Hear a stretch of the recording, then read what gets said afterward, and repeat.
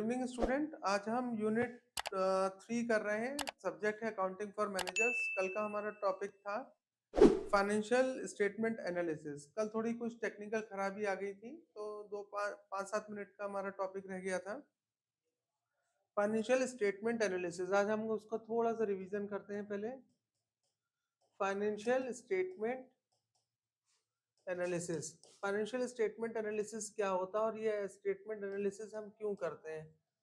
ठीक है, financial statement analysis जैसे हमने बताया मोस्ट कॉमनली यूज होता है इनकम स्टेटमेंट। इनकम स्टेटमेंट हो गया, ठीक है, बैलेंस शीट हो गया, रेशियो एनालिसिस हो गया, ठीक है, कैश फ्लो और फंड फ्लो स्टेटमेंट हो गया। फाइनेंशियल स्टेटमेंट एनालिसिस हम क्या करते हैं और इससे हम मौखिक रूप से जानेंगे हम इससे मुख्यतः हम इससे क्या प्राप्त करते हैं। देखो, फाइनेंशियल स्टेटमेंट एनालिसिस अगर हम बैलेंस शीट की बात करें तो बैलेंस शीट में हमें क्या पता चलता है, हमारे एसेट्स कितने हैं और हमारी लायबिलिटीज कितनी हैं। अगर हमको एसेट्स और लायबिलिटीज हमारी पता है तो हम अपने क्या करेंगे, मैनेजरियल डिसीजंस लेने में, हमको मैनेजमेंट डिसीजंस लेने में, स्ट्रेटेजीज रणनीति बनाने में उतनी आसानी होगी। ठीक है, फिर हमने देखा था कि एनालिसिस क्या होता है। एनालिसिस दो तरह से होता है, एक होता है एक्सटर्नल एनालिसिस और एक होता है इंटरनल एनालिसिस। एक्सटर्नल एनालिसिस हमारी कंपनी का कौन करता है, जैसे सीए होते हैं, ऑडिटर्स होते हैं, गवर्नमेंट होती है। वो हम जो स्टेटमेंट पब्लिश करते हैं, हम जो फि- हम जो हम जो फिगर्स पब्लिश करते हैं, ठीक है, उनको गवर्नमेंट क्या करती है, उनका एनालिसिस करती है, राइट। वैसे ही इंटरनल एनालिसिस क्या होता है। इंटरनल एनालिसिस का मतलब होता है, मैं अगर इंटरनली मैं अपने कर्मचारियों या एम्प्लॉयज को बोलूंगा कि मुझे बताओ मेरी लाइब्रेरी में कितनी बुक्स हैं, है ना। तो मेरी लाइब्रेरी में बुक्स काउंट करो और कौन कौन से ऑथर की कौन कौन सी बुक्स हैं और उनके कितने कितने वॉल्यूम है। तो ये क्या हो गया, ये इंटरनल एनालिसिस हो गया। उसी प्रकार जैसे एम्प्लॉय को कोई ओनर बोलता है कि हम अपने खर्चों को या एक्सपेंसेस को काउंट करके बताओ, तो ये इंटरनल हो गया। ठीक है, और एक्सटर्नल क्या हो गया।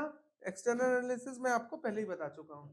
दोनों तरह से यूज है स्टेटमेंट। इंटरनल भी हमारे पास सॉलिड चीजें होनी चाहिए अकाउंट में, और हमें एक्सटर्नली भी साउंड होना चाहिए, क्योंकि जितने अच्छे हमारे पेपर्स या अकाउंट्स होंगे, हमको स्ट्रेटेजी बनाने में, मैनेजरल डिसीजंस लेने में, हमको अपना बिजनेस फैलाने में, एक्सपेंशन करने में या बैंक से लोन लेने में, सब में उतनी सहूलियतें मिलेंगी। तो सबसे पहले मुख्यतः हम क्या बोल सकते हैं कि फाइनेंशियल स्टेटमेंट एनालिसिस जो है वो बहुत इंपॉर्टेंट होता है किसी भी संस्था की हेल्थ या उसके स्वास्थ्य के बारे में वित्तीय रूप से जानने के हेतु। अब होता है हॉरिजॉन्टल एनालिसिस। हॉरिजॉन्टल एनालिसिस मैंने क्या बताया था कि एक चीज को मैं कांस्टेंट मान के उसके आसपास कितने वेरिएबल्स हैं। ठीक है, जैसे मैंने बोला, या एक वेरिएबल हमने ले लिया, जैसे सेल्स। सेल्स एक वेरिएबल है, तो मैंने कितने एक्सपेंसेस करे, उस सेल्स पे कितने टैक्सेस भरे, कितने ऑपरेटिंग प्रॉफिट आया मेरा, ऑपरेटिंग एक्सपेंस रहे, ठीक है। तो ये ईयर बाय ईयर काउंट होता चला जाता है।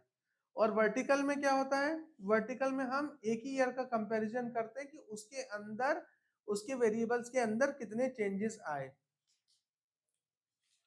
ठीक है, अब हम आज एक छोटा सा न्यूमेरिकल करेंगे।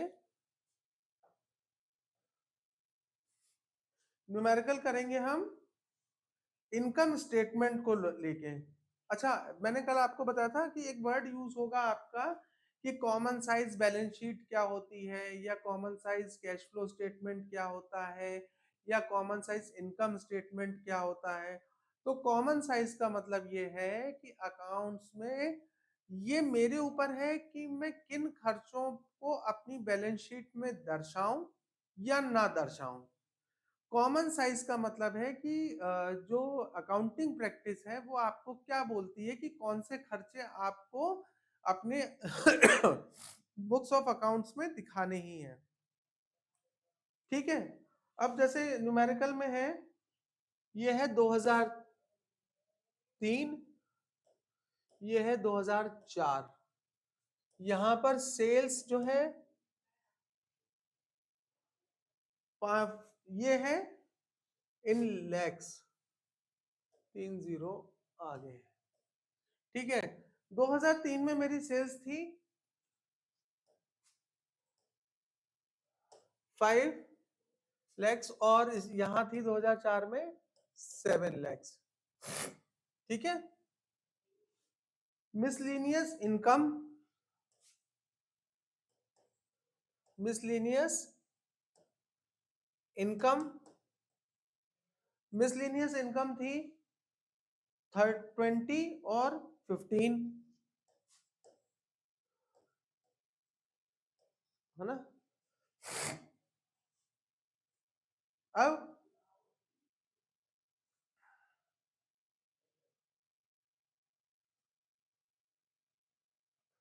Cost of sales,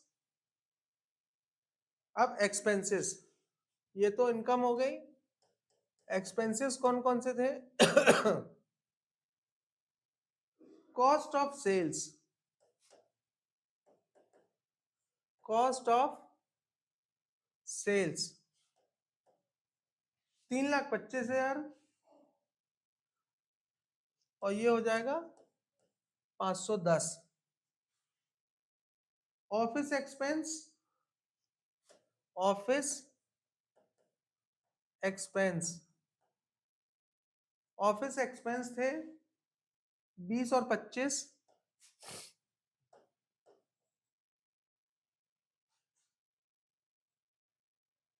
selling expense थे, सेलिंग एक्सपेंस थे 30 और 45। इंटरेस्ट,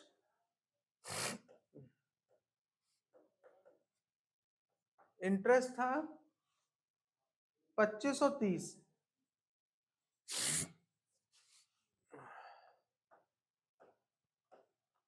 25 और 30। अब कॉमन साइज नेट प्रॉफिट था 120 और 105। नेट प्रॉफिट कहाँ लिखे? नेट प्रॉफिट 120 और 105। ऐसा ही सम आपको न्यूमेरिकल जो है वो यूनिवर्सिटी के एग्जाम्स में आएगा। ठीक है, तो इसमें कोई डरने वाली बात नहीं है, कोई भी बहुत कठिन न्यूमेरिकल नहीं, बहुत आसान है। इसमें से हम क्या करेंगे, सबसे पहले स्टार्ट करना है तो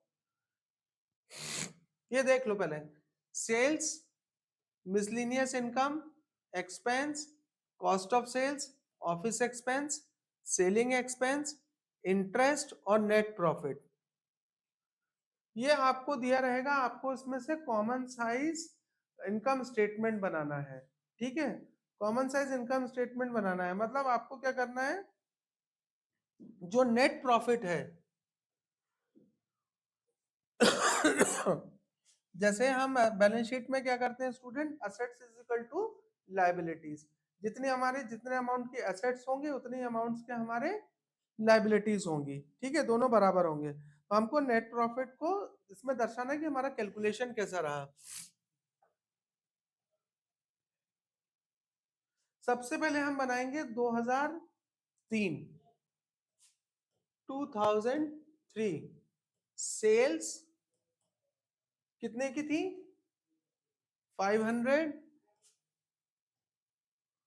जिसमें से हमारे cost of sales, cost of sales कितना था 325। यहां कितना बचा 175। ये कैसे बचा, और कॉस्ट ऑफ सेल्स क्या होती है?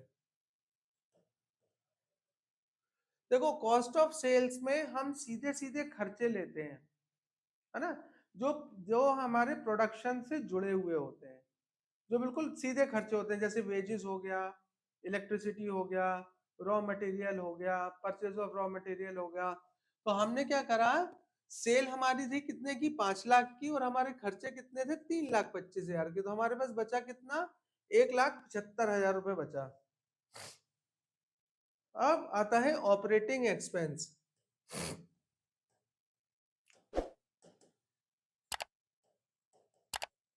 ऑपरेटिंग एक्सपेंस, और ऑपरेटिंग एक्सपेंस कौन सा था, ऑफिस एक्सपेंस और सेलिंग एक्सपेंस।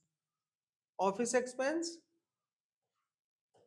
और सेलिंग एक्सपेंस। ऑफिस एक्सपेंस था हमारा कितना, 20, और सेलिंग एक्सपेंस था हमारा 30। 20 और 30 कितना हो गया, 50।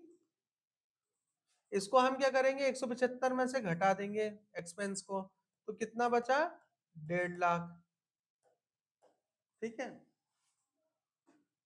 अब operating, total operating expense, total operating, total operating expense. Operating expense का मतलब ये होता है कि अब सामान फैक्ट्री में बन चुका है, ठीक है। अब फैक्ट्री से सामान क्या है, आपके गोडाउन में आया या आपके ऑफिस में आया। तो अब यहाँ पर ऑपरेटिंग एक्सपेंस कितने हैं, ऑपरेटिंग प्रॉफिट। तो अब आपका प्रॉफिट कितना बचा, 175 में से 50 चला गया, तो अब आपका ऑपरेटिंग प्रॉफिट बचा, ऑपरेटिंग प्रॉफिट बचा 1.5।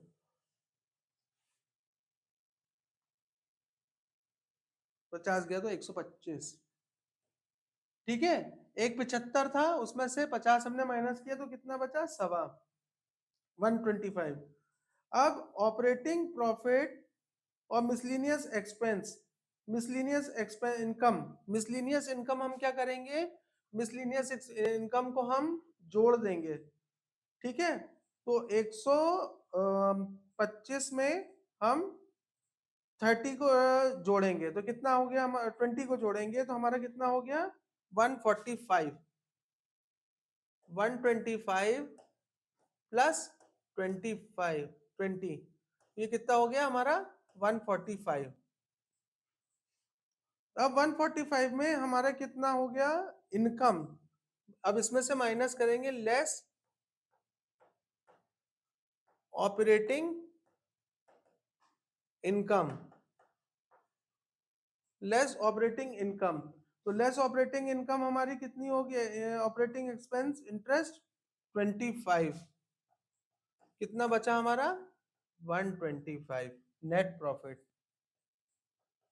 यही हमको प्रूफ करना था।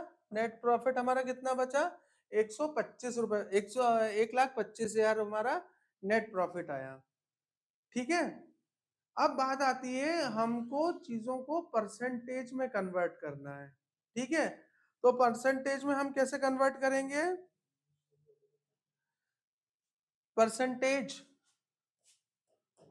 परसेंटेज में हम कैसे कन्वर्ट करेंगे स्टूडेंट, कि 325 इंटू 100 डिवाइडेड बाय 500, कितना हो जाएगा ये, 65।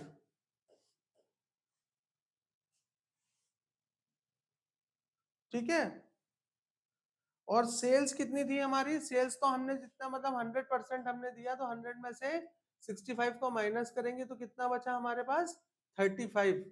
35% हमारा ग्रॉस प्रॉफिट आया।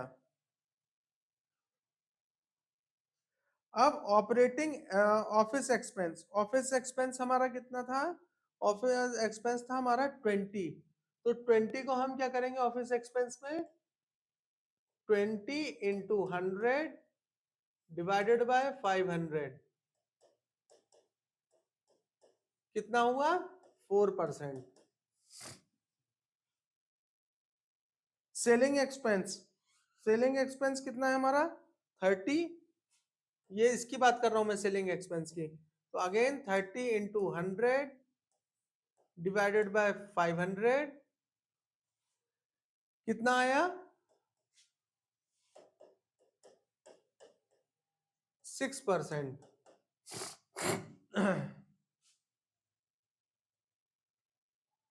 तो अब हमारा क्या है, 35% में से 4 और 6% हमारा क्या था, सेल्स में से हम क्या करेंगे, एक्सपेंस को माइनस करेंगे, तो कितना बचा हमारा 25%, 25%। ठीक है, अब इसमें मिसलिनियस एक्सपेंस, मिसलिनियस इनकम कितनी है हमारी, मिसलिनियस इनकम है 20, मिसलिनियस इनकम है हमारी 20।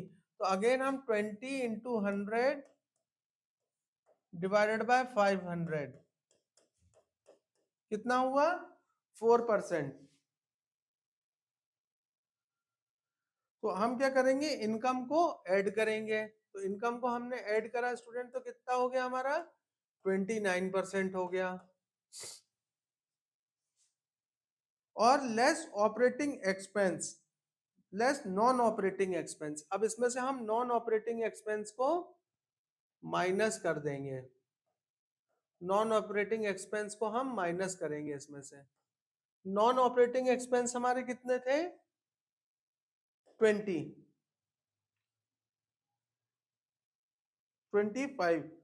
तो हमने इसमें से माइनस किया, तो अगर हमारा कितना बचा 4% है ना, 5%, 5% हम माइनस कर देंगे तो हमारा प्रॉफिट कितना रहा 24%। यही हमको प्रूफ करना था। ठीक है, ऐसे ही हम क्या करेंगे 2004 का बनाएंगे। ठीक है, फिर दोनों को हम कंपेयर करेंगे।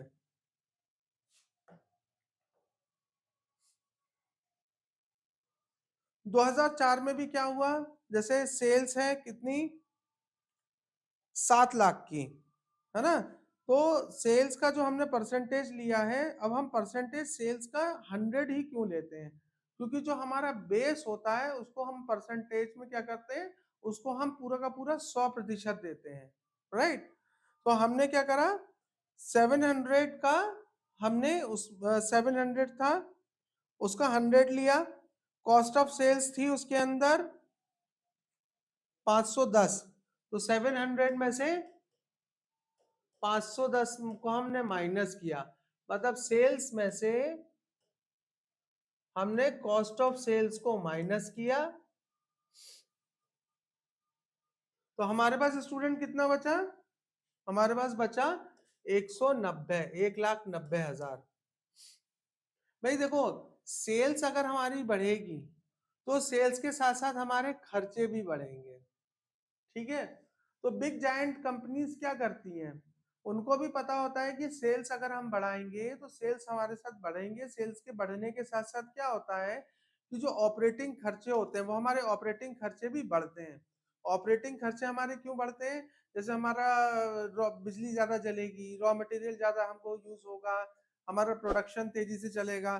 ठीक है, तो कंपनीज खर्चों की फिक्र ना करते हुए सेल्स की फिक्र करती है, क्योंकि अगर आपकी सेल्स बढ़ गई तो आपका कॉम्पिटिटर का मार्केट खत्म हो गया, आपका मार्केट शेयर मार्केट में बढ़ जाता है।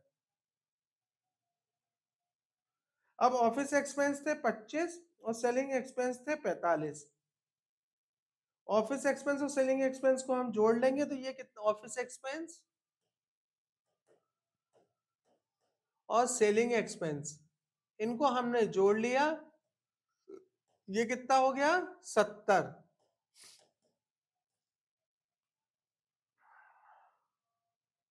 इस 70 को हम 190 से माइनस कर देंगे, तो ये क्या आ जाएगा हमारा ऑपरेटिंग प्रॉफिट, ये हो जाएगा हमारा ऑपरेटिंग प्रॉफिट।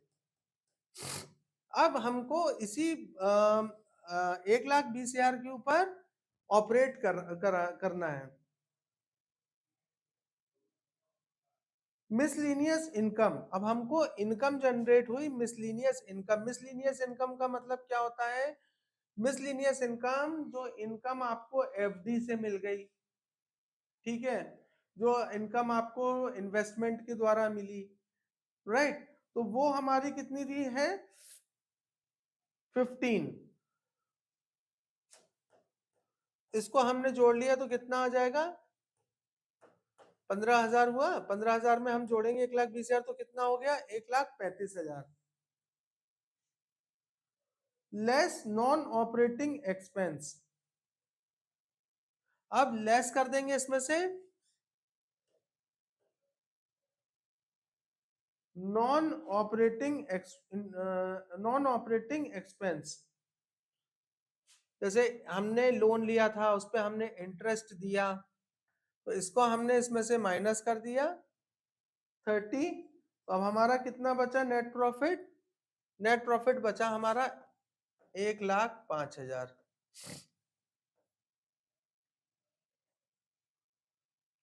है ना। अब आपके मन में ये क्वेश्चन आ रहा होगा कि हमने यहाँ पर जो प्रॉफिट लिया है या हमारी मिसलिनियस इनकम के बारे में आपको आ रहा होगा क्वेश्चन, और एक आ रहा होगा आपको कि इंटरेस्ट वाला जो है उसके ऊपर क्वेश्चन आ रहा होगा कि लेस इंटरेस्ट। तो भाई जैसे हमने बिजनेस किया, तो बिजनेस हमने किस चीज के ऊपर किया? हमने मान लीजिए लोन लेके बिजनेस किया, तो हम लोन लेके जब बिजनेस करेंगे तो हमने या ओडी लिमिट ली होगी, तो उस पे हमने इंटरेस्ट पे किया है। जब हमने उसको इंटरेस्ट पे किया है तो हम उसको क्या करेंगे, जब हमने कॉस्ट ऑफ उसको उसमें से हम डिडक्ट करेंगे, ठीक है। और मिसलिनियस इनकम, इनकम क्या होती है कि भाई दोनों तरह से मैंने इन्वेस्टमेंट करा, तो उसके ऊपर जो रिटर्न आया उस रिटर्न को हमने जोड़ेंगे, और जो हम इंटरेस्ट पे कर रहे हैं ओडीज के ऊपर या लोन के ऊपर, उसको उसमें से हम माइनस कर रहे हैं, ठीक है। इसका भी सेम परसेंटेज वैसे ही निकलेगा। इसमें हम से परसेंटेज जब हम निकालेंगे तो सेल्स को हम क्या मानेंगे? 100। अब कॉस्ट ऑफ सेल्स कितनी होगी? 510 इंटू 100 डिवाइडेड बाय 700, ठीक है। तो दैट विल कम अराउंड 72.86, है ना। तो हम क्या कर रहे हैं बच्चों, जितनी भी हमारी इनकम हो रही है या जितने भी हमारे एक्सपेंसेस हो रहे हैं या जितना भी हमारा कॉस्ट ऑफ सेल्स आ रहा है, उसमें हमने क्या करा है, बेस तो मानना पड़ेगा। बेस हमने किसको माना है? बेस हमने माना है सेल्स को। तो सेल्स को हमने इसके अंदर बेस माना हुआ है। सिमिलरली हम इसमें क्या करेंगे, ऑफिस एक्सपेंस जैसे 25 है, तो ऑफिस एक्सपेंस हम क्या करेंगे, 25 इंटू 100 डिवाइडेड बाय 700, यह आ जाएगा आपका 3.58। ऐसा ही सब आप करके, और जो लास्ट में आपका नेट प्रॉफिट बचेगा, नेट प्रॉफिट 15 बचेगा, ठीक है। उधर नेट प्रॉफिट कितना बचा था? 24% बचा था। सेल बढ़ गई, पहले हमारी जहां 5 लाख की सेल थी, अब वो सेल 7 लाख की हो गई। पर जब 5 लाख से हम 7 लाख की हो गई, तो यही चीज अकाउंट्स में समझने की है कि हमारी जब सेल बढ़ रही है ना। या आप अगर कभी बिजनेस भी करोगे तो आपके सामने भी एक दुविधा या समस्या आएगी कि हमारी जब सेल्स बढ़ रही है तो हमारा जो नेट प्रॉफिट है वो घट क्यों रहा है ना। तो नेट प्रॉफिट घटने के कई सारे कारण होते हैं। नेट प्रॉफिट घटने का ये जो कारण होता है कि हमारा जो कॉस्ट ऑफ सेल्स है, हमारे जो डायरेक्ट खर्चे हैं, वो डायरेक्ट खर्चे हमारे बढ़ जाते हैं, ऑफिस एक्सपेंस हमारे बढ़ जाते हैं। नेचुरली हमको ज्यादा एम्प्लॉयज को रखना पड़ेगा, ज्यादा सैलरी बांटना पड़ेगी, हमारे जो मिसलिनियस एक्सपेंस हैं वो बढ़ जाएंगे। तो इसका मतलब ये नहीं है कि अगर हमारी सेल बढ़ रही है तो हमारा नेट प्रॉफिट भी उतना बढ़ेगा। सेल बढ़ने से ग्रॉस प्रॉफिट बढ़ सकता है ना, ग्रॉस प्रॉफिट भी नहीं बढ़ेगा और आपका नेट प्रॉफिट भी नहीं बढ़ेगा। ग्रॉस प्रॉफिट और नेट प्रॉफिट में डिफरेंस क्या है? ग्रॉस प्रॉफिट और नेट प्रॉफिट में ये डिफरेंस है कि ग्रॉस प्रॉफिट में सीधे सीधे हम डायरेक्ट खर्चे ही लेते हैं। नेट प्रॉफिट लेने के लिए हमें उसके अंदर ऑपरेटिंग एक्सपेंस माइनस करने पड़ते हैं, हमारे उसमें फिर हमको इनकम को जोड़ना पड़ता है, जो मिसलिनियस इनकम हुई, और फिर उसमें से मिसलिनियस खर्चों को माइनस करना पड़ता है। तो हमारा नेट क्या निकलता है? नेट प्रॉफिट निकलता है ना। सपोज करिए किसी, जैसे कोई घर है, उस घर की इनकम 50,000 है पर मंथ, है ना। पर वो उसमें से 50,000 में से जो डायरेक्ट खर्चे हैं, वो जैसे मान लीजिए स्कूल की फीस है, इलेक्ट्रिसिटी है, नहीं इलेक्ट्रिसिटी है, आपका मोबाइल को भी ले सकते हो, या पेट्रोल एक्सपेंसेस है, तो उन सबको माइनस करते हैं हम, तो वो हमारा कितना, मान लीजिए 35,000 है, हमारे पास बचे 15,000। फिर हमारे कुछ ऑपरेटिंग एक्सपेंसेस होते हैं, जैसे ऑपरेटिंग एक्सपेंस जैसे हमको घर चलाने के लिए जो छोटे मोटे खर्चे जो होते हैं, जैसे प्रॉपर्टी टैक्स आ गया तो हमने प्रॉपर्टी टैक्स भर दिया, तो वो प्रॉपर्टी टैक्स उसमें से माइनस हो गया। हमने कहीं एफडी करी थी, उससे हमको इंटरेस्ट मिल गया, तो उसको इंटरेस्ट को हमने जोड़ लिया। मान लीजिए प्रॉपर्टी टैक्स मैंने कितना भर दिया, 10,000, अब मेरे पास बचे कितने, 5,000, पर मैंने एफडी करा रखी थी, उस पर मुझे ब्याज मिला 20,000, मेरे पास कितना बचा, नेट प्रॉफिट हो गया मुझे 25,000 का। ये हाउस होल्ड एक्सपेंस है। खैर ये मैंने आपको बहुत छोटा सा एग्जांपल दिया था। कंपनीज में इसके एग्जांपल्स जो है वो हमको ये समझना है कि सेल्स में से हमको कॉस्ट ऑफ गुड सेल्स को माइनस करना है, हमारा ग्रॉस प्रॉफिट निकल आएगा।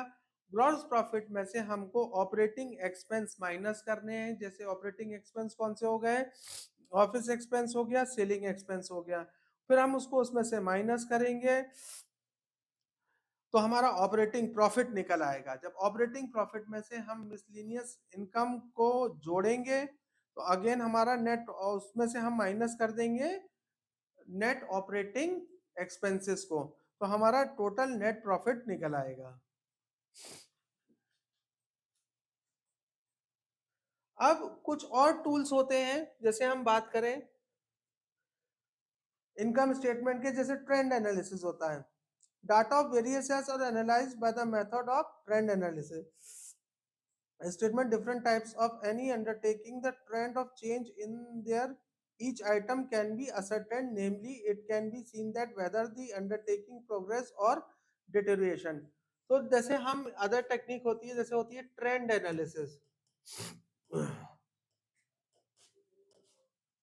ट्रेंड एनालिसिस में हम क्या करते हैं, हम ये देखते हैं कि 90 से सन 2000 तक हमारे एक्सपेंसेस का ट्रेंड क्या रहा, ठीक है, हमारे कितने खर्चे बढ़े, तो हम उसको ट्रेंड में शो करते हैं कि ये, या फिर ये सेल जो है वो इस मंथ में बढ़ती ही है या घटती ही है, ठीक है, ये होता है trend analysis. Average analysis, average analysis का मतलब होता है एवरेज एनालिसिस,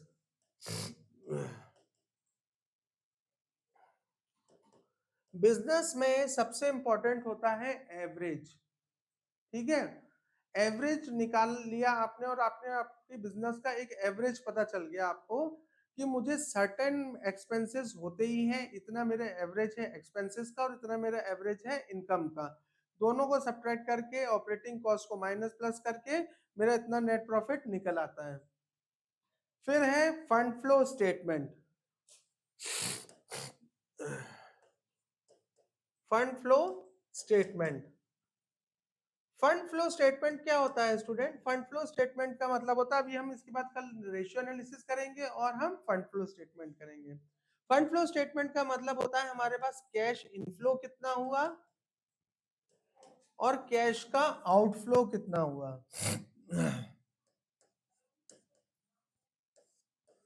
है ना, कैश इनफ्लो और cash outflow.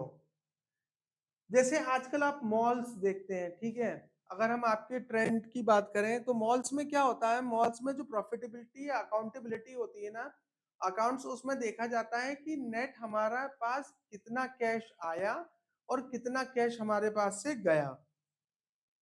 Break even analysis, break even analysis,